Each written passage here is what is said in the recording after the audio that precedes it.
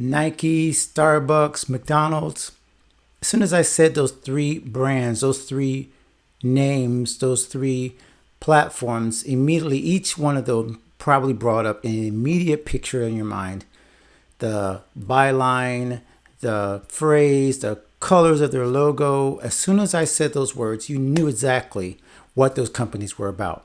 Wouldn't that be amazing if people thought of your creative life, your creative brand, your image, your music, your art in the same way that as soon as somebody said what your name or your brand is, people knew exactly what it was and knew exactly what you were about, and most hopefully would want to be a part of that community or part of your brand or to buy or to purchase from you. What does it take to become a Nike, to become a Starbucks, to become something like that in your own way, to where there's a community around you that knows exactly what you're about? Well, I recently checked out a book. It's a famous book that maybe you haven't heard of, though, outside of marketing circles. But if you apply these 7 principles of this book that I'm about to talk to you about, you just might get to that level where people know exactly who you are, exactly what you're about, and more importantly, want to be a part of your community. Just give me a moment to welcome those of you who are new to God and Gigs, and then we'll get right into this important and practical discussion.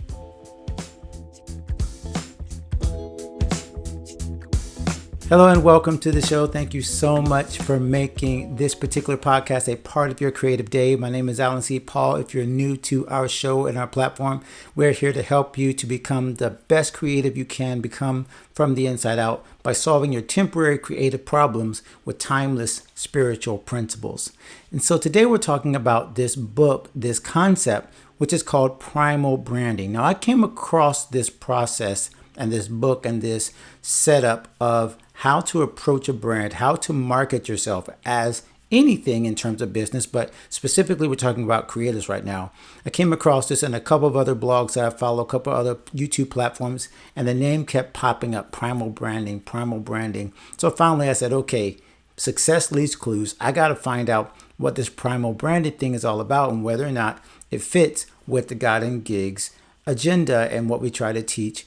Because I didn't want to get anything that was fly by night or that wasn't aligned with our principles. Well, I took a look at it and I found out, wow, this is probably the most clearly aligned setup with what God and Gigs talks about in terms of knowing who you are, who you serve, why you serve them, and being able to construct a community around what you do as an artist, creative, musician, making sure that you never get frustrated or confused, or more importantly, frustrate your audience about what you serve, how you serve them, what you do, and what you create. So let me break this down really quickly for you. I'm actually going to look at my notes a little bit. So if you see me look around a little bit, it's because I'm actually checking out my notes.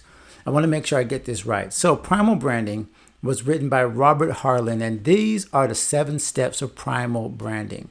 And you'll notice when you start to hear these words, why it really does appeal to me, especially as a faith-focused creative, as a Christian. Some of these words immediately perked me up.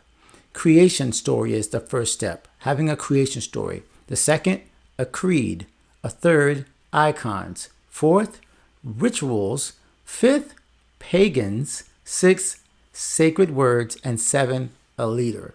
Well, you can probably guess why those things immediately said, oh, we're on to something.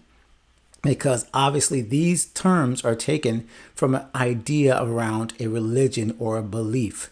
And so the whole point about primal branding these are the 7 ways that people connect with a message, connect with a cause, connect with something that they believe in. And this is how you define what that thing is and why they gravitate to it. And of course, that's why it's called primal branding. So let's look at this quickly in terms of your brand, your platform, your creative life, and how these 7 steps, these 7 areas of a devoted community, a devoted platform, people that love what you do and know that they belong in your tribe. Let's see how these 7 things apply to the creative lifestyle and how you can use them. Of course, I'm going to encourage you to pick up the book, but I'm going to summarize them, and let's take a look at each one of these and see if you have these things. If you have something in these 7, or if you're missing something, and that keeps your branding and your marketing from really connecting with your listeners, with your audience, with the people following you. First, let's start with the creation story. Now, a creation story, oh man. Okay. Now, your creation story can, of course, be your origin story. You might think of the superhero of how Batman came to be, or how Superman came from Krypton, and how he started this entire, ethos of his superhero-ness, right? Becoming this little boy, and then Clark Kent, and then finally becoming Superman. And this is the creation story of every superhero. Now, looking at it in terms of faith, look at our very Bible. The beginning of creation starts with, and God created the heaven and the earth, right? So we know we're familiar with this concept of a creation story, of knowing the origins of something and connecting with the origins of something. In business, you can think of like the Starbucks starting in Seattle, or Ray Kroc and McDonald's starting with McDonald's before it became a big franchise, or you name the brand. You can probably in some way, shape, or form think of, this is how it all began. Sam Walton and Walmart before it became huge, right?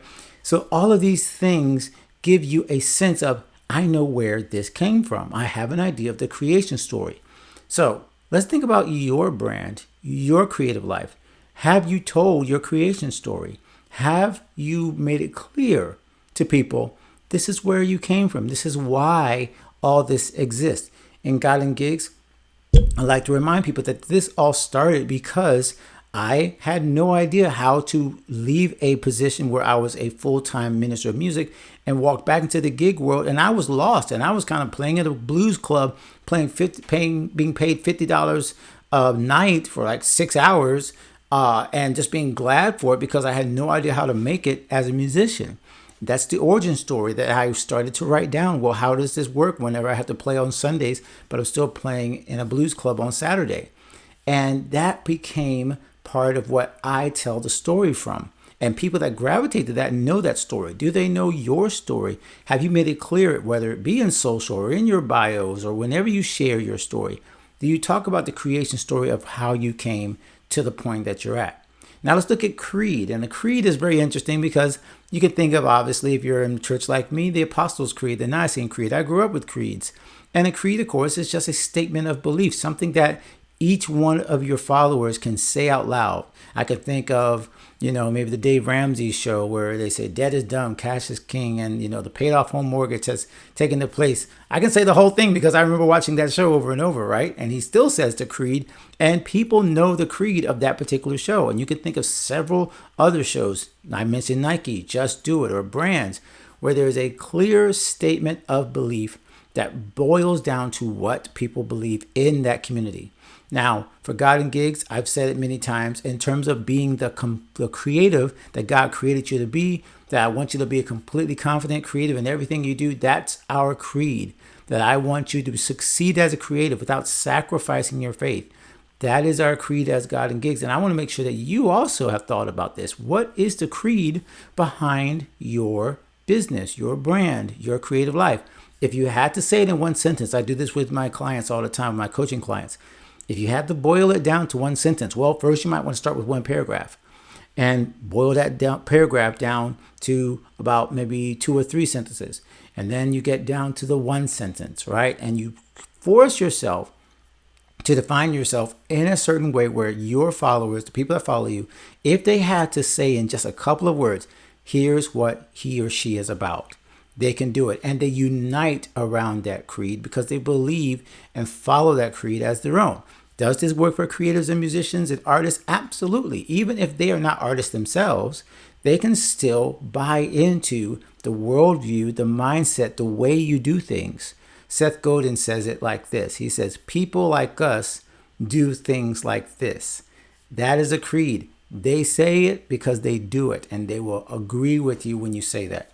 Third is icons. And icons, of course, we always think of brands in terms of logos, but it doesn't only have to be icons in terms of logos. It could be anything. You can see here, even in my studio, my books are part of my icons, where I know anybody that sees that book, I hope they think of God and Gigs, or my logo here.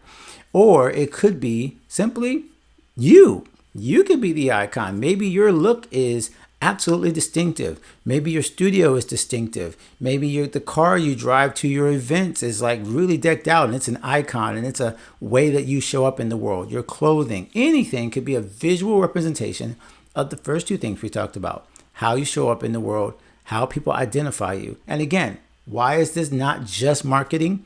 Because it's your creative life as well. God gave you this unique ability, this unique gift, and how you show up, the visual aspect of that is part of it. Are you trying to impress people? Not really. You're just showing people, here's how you identify me in the public space. And so as a creative, it's okay to pick something and to say, this is me, this is how you identify me. Anytime you see this particular icon, you know it's me. And that's just another way of presenting yourself and letting your tribe or your community know you belong. If you want to wear this or wear it as a, in terms of merch or whatever, it shows that they belong to the community because they recognize the icon. And if you're like someone, in the Apple or anything like that, you might see them putting it on their cars or whatever, because now they identify so much with your brand and with your way of looking at the world and what you create that they're willing to actually share the icon and become mini evangelists, if you will. Fourth is rituals.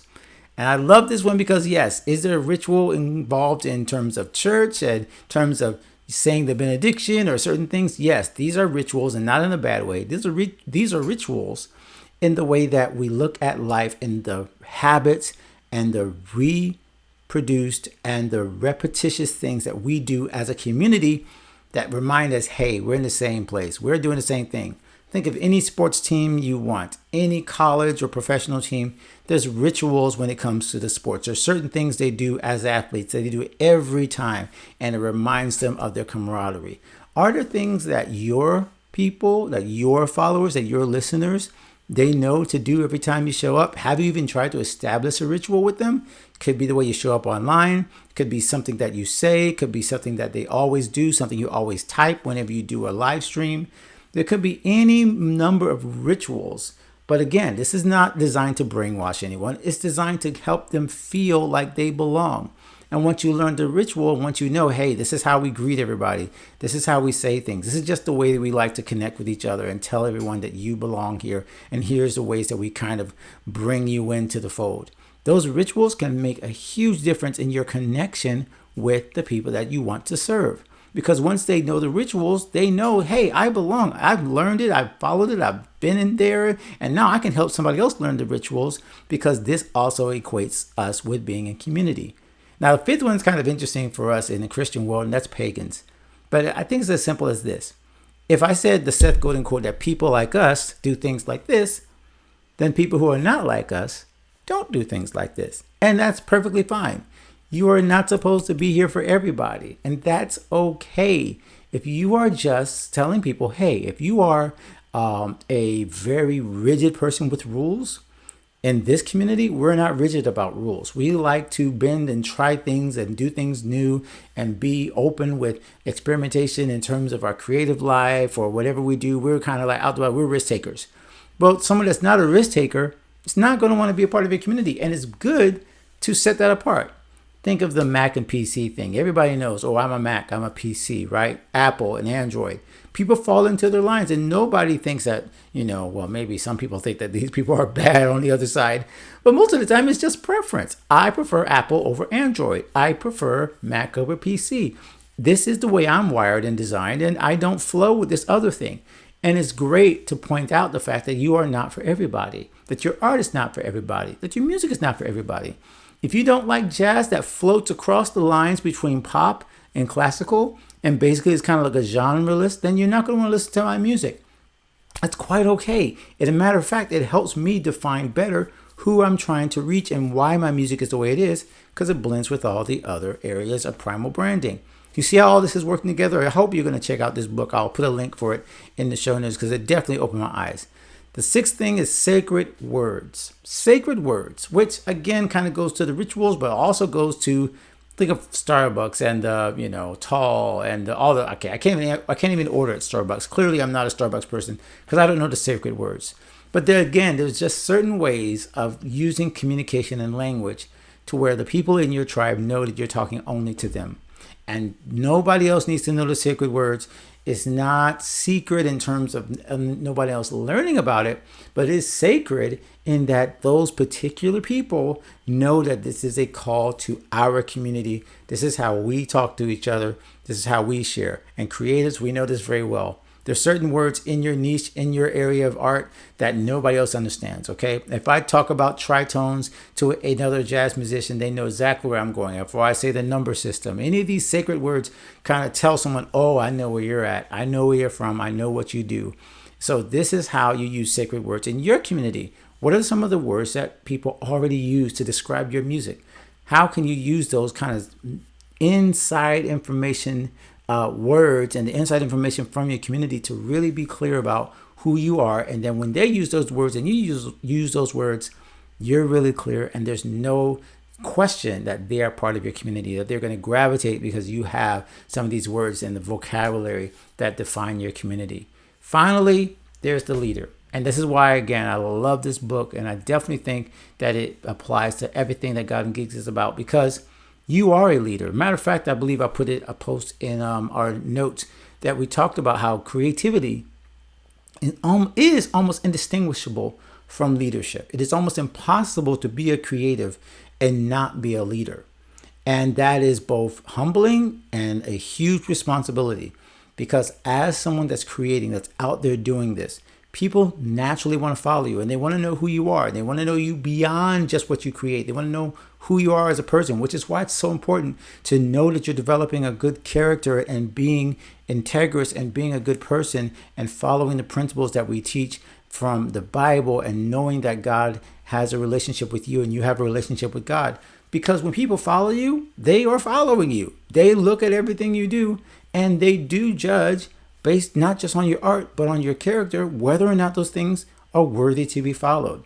And so I love the fact that this whole paradigm of primal branding comes down to, are you the leader that people will follow? Does that mean you have to be an extrovert and be on Instagram all the time and kind of saying, hey, follow me? No. But it does mean you have to lead by your actions. And it does mean that people don't follow brands, they follow people. So I know I'm guilty of this. I didn't really put my name or my face on anything God and Geeks related for years, because I didn't necessarily want the responsibility of being the leader. But now I know it's not because I want to be seen, not because I care whether I get a bunch of likes on my personal page. What I want people to know is that I'm authentically doing this with you, and that I am going to lead by example, not by parking space, as my pastor says.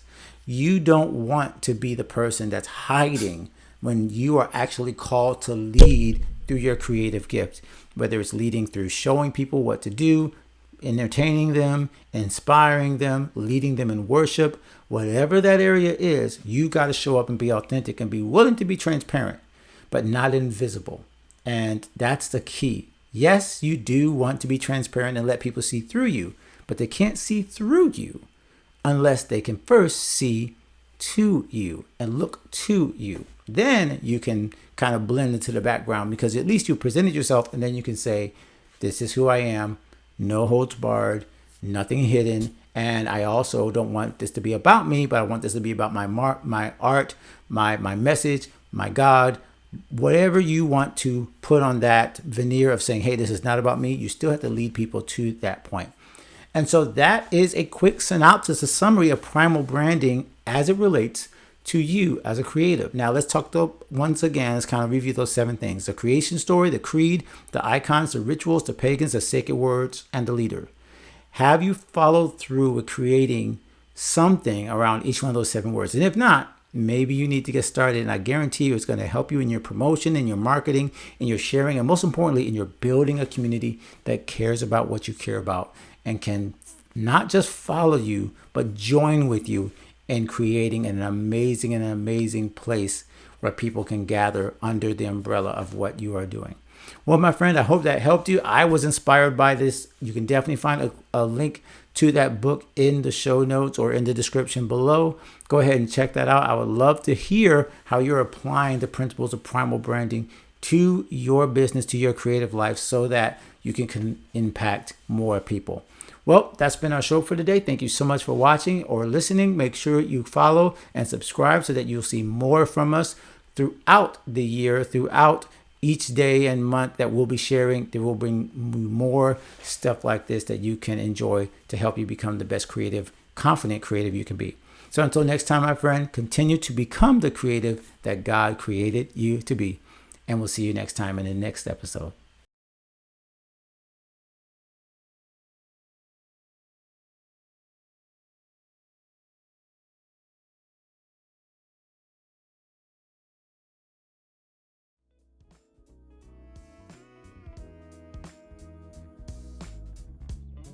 My friend, thank you for watching this episode. If that blessed you, you got to make sure that you stay connected with this community and this channel so that you can get more where that came from. We're sharing great interviews, tactics, strategies, mindsets, lifestyle choices. Everything is going to help you become a totally confident creative.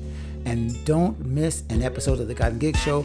If you are staying connected to our channel, you'll be able to find us anytime we release new episodes. And you can check out some of our archives of almost 200 episodes now that we've shared over the last few years. Make sure you check out one of the suggestions right now because it's probably perfect for you to continue to develop as a creative. And continue to stay connected with us because we're here to help you become the creative that God created you to be. We'll see you in the next episode.